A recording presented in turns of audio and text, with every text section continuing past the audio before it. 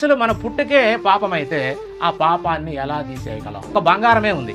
బంగారము అది ఒరిజినల్ బంగారం అయితే అది ఎంత మురికంటుకున్నా దాన్ని ఒక దినాన మనము కంసల దగ్గర తీసుకెళ్తే వాళ్ళు చక్కగా దాన్ని పరిశుద్ధంగా చేసేస్తారు. బాగా కాలవటమో లేకపోతే ఒక లిక్విడ్తో కడగటం ఏదైనా సరే దాని అసలు రూపం తీసుకొస్తారు. ఎందుకంటే మురికంటింది కాబట్టి. అది ఒరిజినల్ ఏంటది బంగారం. మనం ఒకవేళ ఇత్తడే తీసుకెళ్ళామనుకోండి, అసలు దాని గుణమే ఇత్తడి. ఆ ఇత్తడిని నువ్వు ఎంతన్నా కడుగు, ఎంతైనా దాన్ని కరిగించు, దాన్ని ఎట్లనే చెయ్యి, దాని గుణమే ఇత్తడి అయితే నువ్వు ఎంతన్నా కడిగినా అది బంగారం కాదు. ఎందుకంటే దేవుడు గనక పాపముతో మనల్ని పుట్టిస్తే నువ్వు ఎలాగైనా కడుగు, ఏదన్నా చేయి, ఇంకా ఆ పాపం పోదు. ఎందుకంటే దేవుడే ఇచ్చినోడు దేవుడు.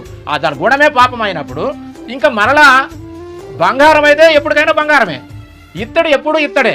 కాబట్టి దేవుడిచ్చే పిల్లలు మరి ఇత్తడి లాంటి వాళ్ళైతే వాళ్ళు ఎప్పటికీ బంగారంగా మారలేరు. ఎందుకంటే దేవుడు కాబట్టి ఇచ్చింది. క్వాలిటీ అనేది బంగారం అంటే పరిశుద్ధత అనేది లేకపోతే మనం మురికంటించుకున్నా దాన్ని యేసుక్రీస్తు రక్తం కూడా కడగలేదు.